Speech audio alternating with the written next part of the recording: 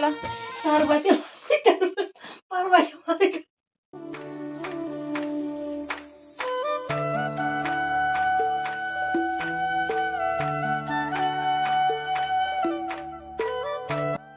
जय श्री राम, राधे कृष्णा। दोस्तों, बड़ों को मेरा प्रणाम। स्वागत है आप सभी का एक बार पुनः मेरे YouTube चैनल लच्चू गढ़वाली ब्लॉग में। और आजकल यहाँ पे आ रखे हैं माता जी और सासू माँ, हमारी माता जी और पापा जी। तो आज हम जा रहे हैं CSD यानी कि कैंटीन। तो आज मैं आपको वहीं का ब्लॉग लेकर आ रही हूँ आप सभी के सामने। सुबह का नाश्ता पानी सभी कुछ हो गया है। सुबह के 9:30 बजे से आज के ब्लॉगिंग की स्टार्टिंग हो रही है। और माता जी को मैं बार बार बोल रही हूँ कि हमारे साथ चलो, तो नहीं आ रहे हैं, ये घर पे ही रह रहे हैं।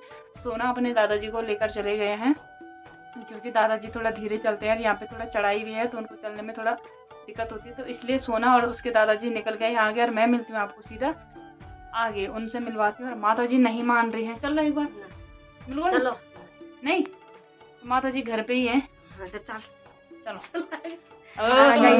चल आएगी नहीं पिट्टू लावा ये। माता जी को यहाँ लग रही बहुत ज्यादा ठंड। और आज का मौसम मैं आपको दिखाती हूँ। यहाँ का मौसम कैसा हो रखा है। बंद यहाँ की बंद करना। चल बंद फिर भीतर बांदर बहने नहीं, जरा ध्यान रखें आप। ठीक है, बंद उठा दिया, कोई बात नहीं। चल ठीक है। मौसम की बात करूँ तो आज का मौसम पूरा कोहरा लगा हुआ है। और आज है मार्च, आखिरी चल रहे हैं और ठंडा हो रखा मौसम। ये है मेरे नहीं मौसम बहुत ठंडा। पकड़ लिया हमने दादा को।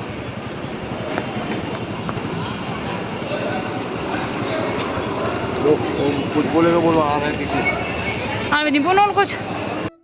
दोस्तों, पापा जी निकल गए थे हमसे आधे घंटे पहले। और वो थोड़ा सा वहाँ पे चढ़ाई होती है तो वहाँ पे वो रुक के बैठ के चल रहे थे। तो मैं आगे निकल गई उनसे। तो वो वहाँ आगे, मैं भी थोड़ा पीछे बैठ रखे स्टेशन के सामने। तो यहाँ पे है हमारा पहले ना कैंटीन उधर हुआ करता था, वहीं पे जहाँ पे वो बैठे हुए थे। अब कैंटीन यहाँ पे आ गया है पिक्चर हॉल के सामने। और यहाँ पे देखा तो बहुत ज़्यादा भीड़ लगी हुई है क्योंकि शादी का सीज़न भी है। और साथ ही साथ मतलब गर्मियों का सीज़न है तो सबसे ज़्यादा भीड़ रहती है इस टाइम पे, अप्रैल मई के टाइम पे और मार्च अप्रैल के। और अब आ गए हैं पापा जी और सोना एक साथ आ रहे हैं। सोना लेकर आ रहा है दादाजी को। तो थोड़ा उनके पैर में ना दर्द रहता है जिस वजह से उनको चलने में थोड़ा दिक्कत भी होती है। और आराम आराम से आ रहे थे। तो हम आज ना बहुत देर लेट आए घर से। और दिन क्या होता था कि हम पहले ना बैग रख देते थे नंबर लगाने के लिए। तो यहाँ पे ना समय के साथ साथ हर चीज़, मतलब यहाँ पे हर नियम बदलते रहते हैं। कभी कुछ कभी कुछ, कभी टोकन का सिस्टम होता है, कभी टोकन सिस्टम नहीं होता है। तो मैं यहाँ पे पहुँच के देखा तो इतनी ज़्यादा भीड़ थी कि मेरा नंबर बहुत पीछे था। तो आ जाएगा आज, मतलब बहुत ज़्यादा इंतज़ार करना पड़ेगा। तो सोना और उसके दादाजी को बिठा दिया बेंच पे।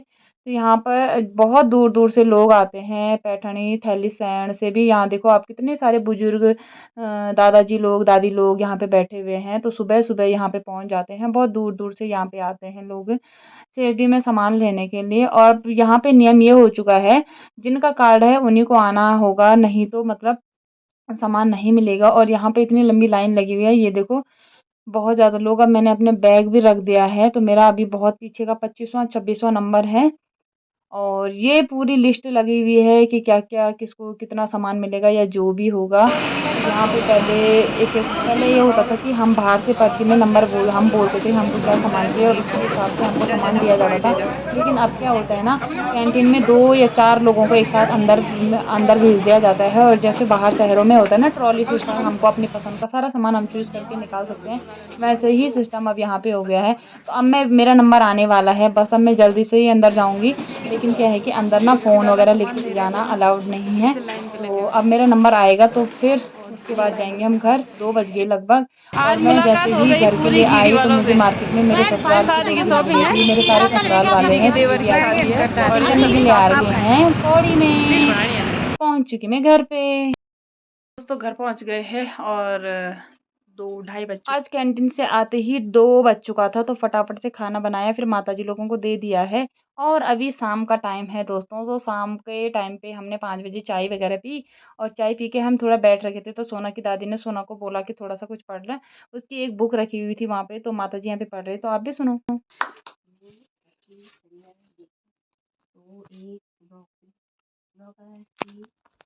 हरी बाटी रोकड़ों की छड़ी से एक टोपी थी। बेटा सोना तो इन्नी सोच फिर कि मैं दादी देख कुछ नहीं अब जब कहीं जाने से मना करती तो इसके बारे किताब दे देने आप बैठ वही ये नहीं चलता यार उसको इतना प्लेन है ये तो के पर